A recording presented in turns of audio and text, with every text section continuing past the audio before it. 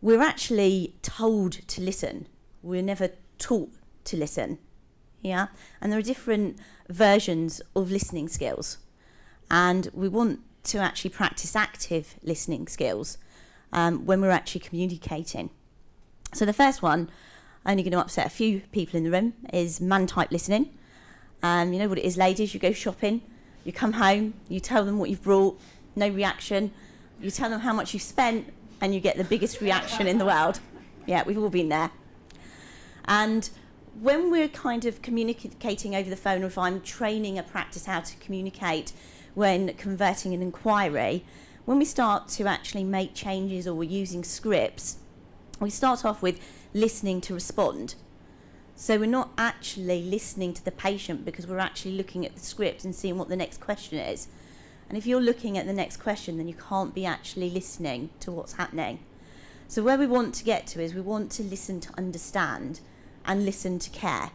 So if a patient's looking for a new dentist, there's got to be a reason why. If they're actually wanting some implants, there's got to be a reason why. So what we've got to do is we've got to actually get to those reasons why.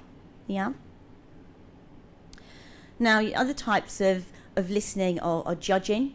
So, for example, you've already made an assumption or you've placed a label on somebody.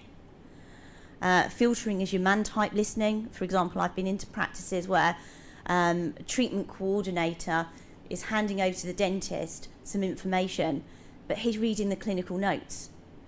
He then asks that patient a question that's already been answered. Because he's actually filtering the information, they could have actually missed the most important piece of information. Rehearsing is when you're looking at your scripts, and daydreaming is when you probably want to be in the pub or on the train home after your feet have ached over the course of the two sessions. So it's really important to ensure that you are listening. And also when we're communicating and body language, it might be me and my partner might not be speaking and my mum's come to visit, so we're going to make an effort, I might grunt at him. And she's in the door 30 seconds. What's he done this time? And nothing's been said. It's your body language that will actually speak volumes.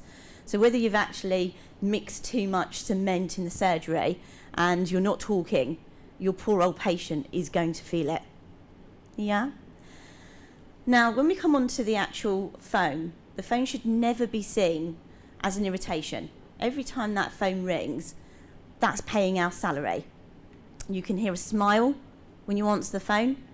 You just ring around some practices and you just hear the way that they answer the phone.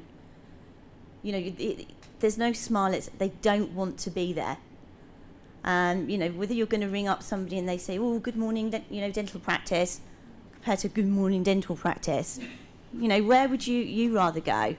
You want to go, you want to go somewhere where they want to actually be. And you also want to actually find out the reasons why the patient actually is inquiring for a new dentist, or they're inquiring for some implants or some crown and bridge work, because there's always a reason behind it. But what we tend to do is we tend to talk at patients, and what we need to do is retrieve the information from them.